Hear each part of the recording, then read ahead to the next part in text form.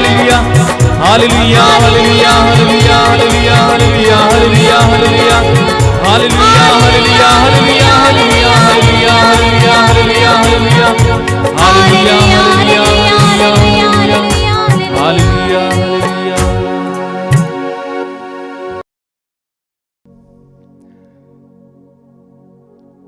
पवित्र परम प्रसाद में उपस्थित प्रभु की आराधना हम करें। अपने मन और हृदय को पूरी तरह से एकाग्र करना, आंखें बंद कीजिए। जीवित प्रभु इस समय हमारे बीच में विराजमान है। आप जहां कहीं भी बैठे हो इस समय प्रभु की उपस्थिति में बैठेंगे। प्रभु आपको प्यार करते हैं, आपकी चिंता करते हैं। प्रभु इस संसार में आप और मुझे स्वतंत्र करने आए, आजाद करने आए, चंगा करने आए, हर प्रकार के बंधन से आजाद करने के लिए आए हैं। यानी वो हमें प्रेम करने वाले हैं, हमारे बारे में सोचने वाले हैं। एक ऐसे महान प्रभु की उपस्थिति समय अनुभव करना, अपनी आंखें बंद करना और अपने हृदय को खोलना। इस समय प्रभु की आराधना कीजिए। इस समय अपने हृदय की गहराई से प्रभु से कहिए कि प्रभु मैं तेरी आराधना करता हूं, मैं तेरी स्तुति करता हूं सभी स्वर्गदूतों संतों के साथ। मैं तेरी जय जयकार करता हूं, तेरी स्तुति करता हूं। यीशु तू सर्वोच्च है, सर्वशक्तिमान है, तू सर्वज्ञानी है, सर्वत्र है, तू सबको जानता है, सबके हृदय की एक एक बात को जानता है। प्रभु यीशु समय मैं तेरी आराधना करता हूं, तेरी स्तुति करता हूं। तेरे वचन में तूने कहा डरो नहीं, आदि और अंत में हूं, जीवन का स्रोत में हूं।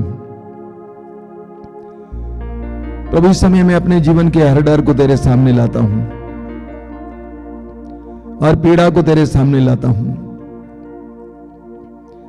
मैं विश्वास करता हूं कि मेरी समस्याओं का समाधान तू है,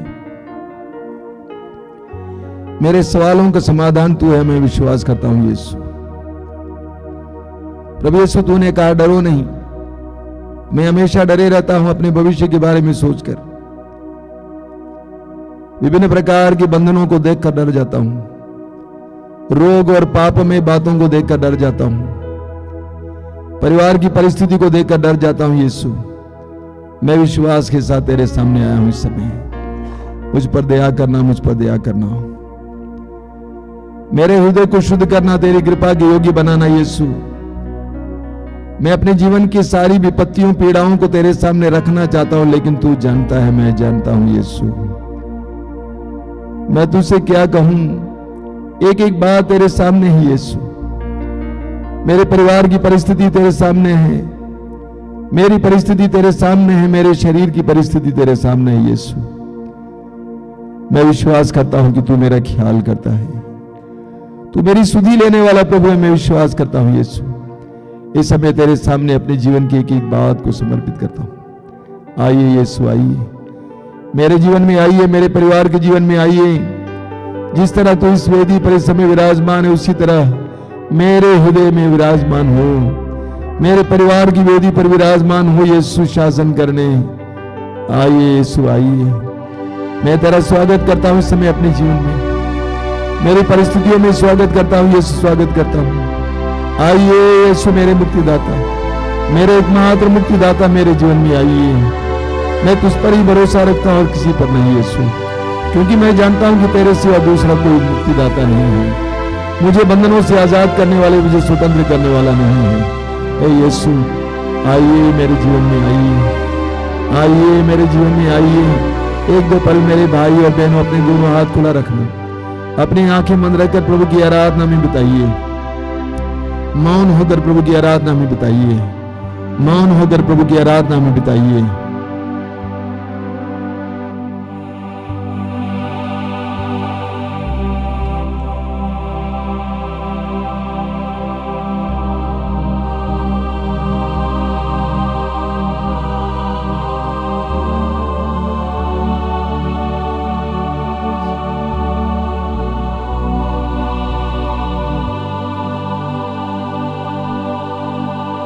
बोलिए हालेलुया।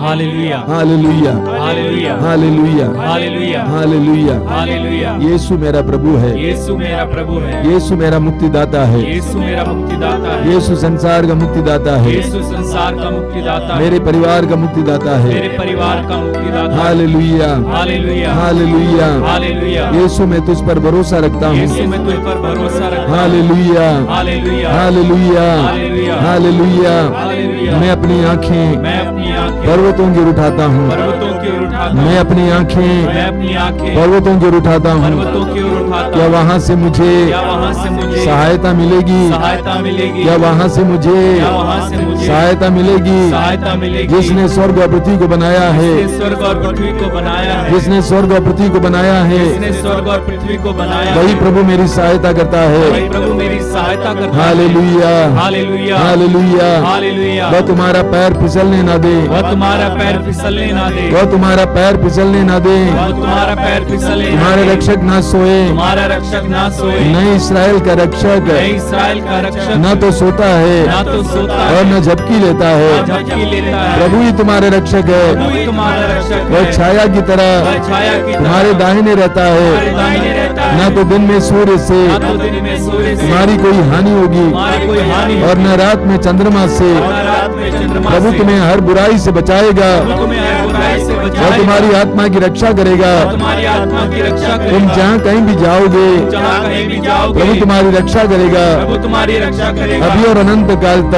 और अनंत काल तक। हालेलुया। हालेलुया। तुम जहाँ कहीं भी जाओगे जहाँ कहीं भी जाओगे प्रभु तुम्हारी रक्षा करेगा, प्रभु तुम्हारी रक्षा करेगा। अभी और अनंत काल तक। अभी और अनंत काल तक। Hallelujah hallelujah hallelujah hallelujah hallelujah. Hallelujah. तुम हाथ ऊपर उठाएंगे और स्वतंत्र होकर प्रभु की स्तुति और आराधना करते जाएंगे। हालेलुया hallelujah hallelujah hallelujah hallelujah hallelujah हालेलुया मुँह खोलिए, मुँह खोलिए। हालेलुया hallelujah hallelujah hallelujah hallelujah hallelujah hallelujah hallelujah hallelujah hallelujah hallelujah hallelujah hallelujah hallelujah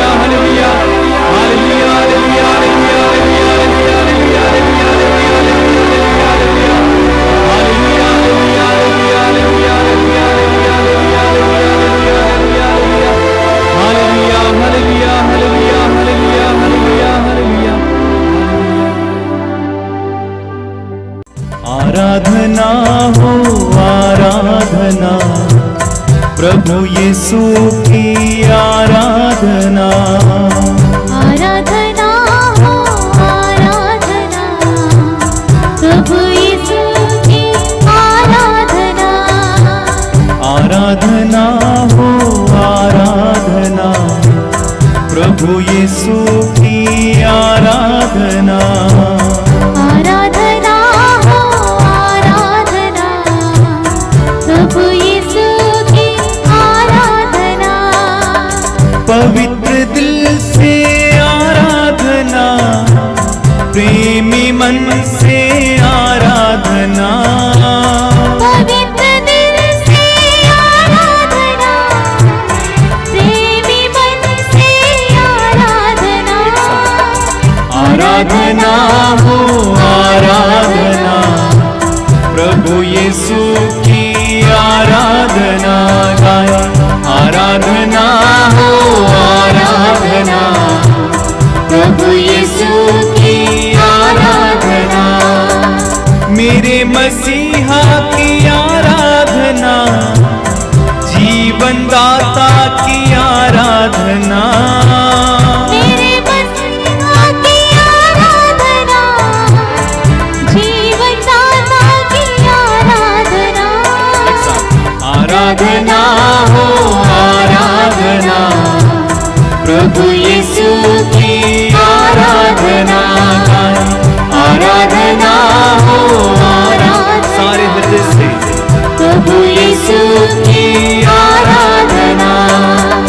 दूतों के संग आराधना, स्तुति प्रशंसा आराधना।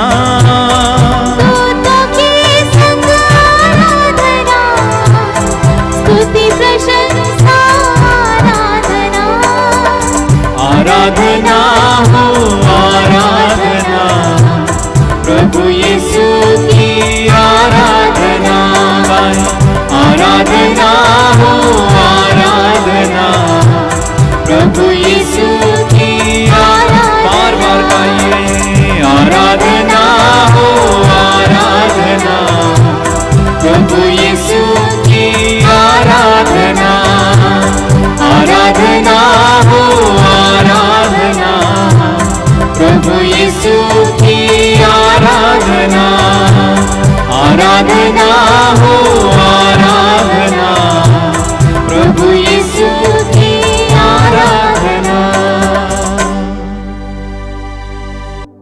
आंखें खोलें। मेरे प्रिय भाई और बहनों, हम प्रभु की उपस्थिति में बैठे हैं। प्रभु की उपस्थिति हमारे साथ है, हमारे बीच में है। आप जहां कहीं भी बैठे हैं, प्रभु की उपस्थिति अनुभव करना। लूकास के समाचार के अध्याय 8 वाक्य 22 में प्रभु कहते हैं, हम झील के उस पार चलें। चलो हम झील के उस पार चलें। एक बहुत बड़ी घोषणा है, प्रभु का आह्वान है, प्रभु की पुकार है हर मनुष्य के लिए, आप और मेरे लिए। प्रभु यीशु आवाज देते हैं, पुकारते हैं, चलो हम झील के उस पार चलें। अभी आराधना के लिए आते समय एक मां रोती हुई अपने जवान बेटी को मेरे पास लाई। 26 साल की लड़की, पिछले करीब 8-10 साल से कुछ लड़कों के वश में पड़ी हुई है, पढ़ी लिखी है, लड़कों के चंगुल में फंसी है। वो मेरी ओर देखना नहीं चाह रही थी। मैंने उसको करीब खड़ा किया। मैंने कहा, बेटे, प्रभु तुमको बचाना चाहते हैं। प्रभु तुमको इस दुनिया से बाहर लाना चाहते हैं। यीशु तुम्हें बचाएगा और तुम्हें एक नया जीवन देगा, तुम्हें एक इज्जतदार जिंदगी देगा। प्रभु यीशु कहते हैं, हम झील के उस पार जाएं। हम फंसे हैं, हम अटके हैं। क्या आप गलत दोस्ती में फंसे हुए हैं, गलत रिश्ते में फंसे हुए हैं? प्रभु यीशु कहते हैं, मैं तुमको सहारा दूंगा, बाहर आ जाओ। क्या आप गंदी आदतों में फंसे हुए हैं, नशे में फंसे हुए हैं, अश्लीलता में फंसे हुए हैं, वासना संबंधी पापों में फंसे हुए हैं? प्रभु यीशु कहते हैं, मैं तुम्हारी मदद करूंगा, बाहर आ जाओ। क्या आप चिंता में फंसे हुए हैं, बराबर चिंता चिंता चिंता, टेंशन चिंता, टेंशन चिंता? प्रभु यीशु कहते हैं, मैं तुम्हारी मदद करूंगा, बाहर आ जाओ। कि आप बहुत ज्यादा गरीबी में, तंगी में जी रहे हैं? प्रभु यीशु कहते हैं, हाथ ऊपर करो, मैं तुम्हें उठाऊंगा, मैं तुम्हें बाहर लाऊंगा।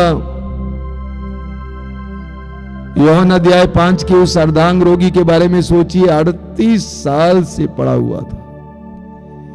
क्या किसी ने कभी उम्मीद रखी कि ये इंसान अपने पैरों के बल चल सकता है? वो चला।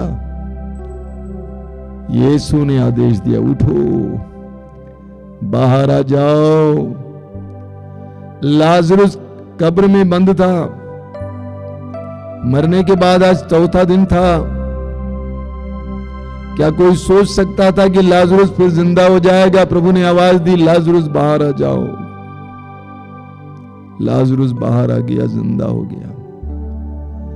वही प्रभु यीशु आज हम में से हर एक से कहते हैं, चलो हम झील के उस पार चलें, मेरा साथ दो, मेरे साथ रहो, मैं तुम्हें ले चलूंगा, मैं तुम्हारे इन आंखों आंसुओं से बाहर ले चलूंगा, मैं तुम्हारी इस गंदगी से बाहर ले चलूंगा, मैं आगे ले चलूंगा। इससे आज नबी अध्याय 25 उसके वाक्य 6 से देखिए, कितना सुंदर वचन है।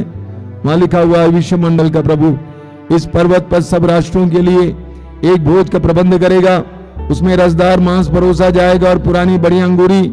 आगे लिखा हुआ है, वह इस पर्वत पर से, यानी विश्वमंडल का प्रभु इस पर्वत पर से सब लोगों तथा सब राष्ट्रों के लिए कफन और शोक के वस्त्र हटा देगा।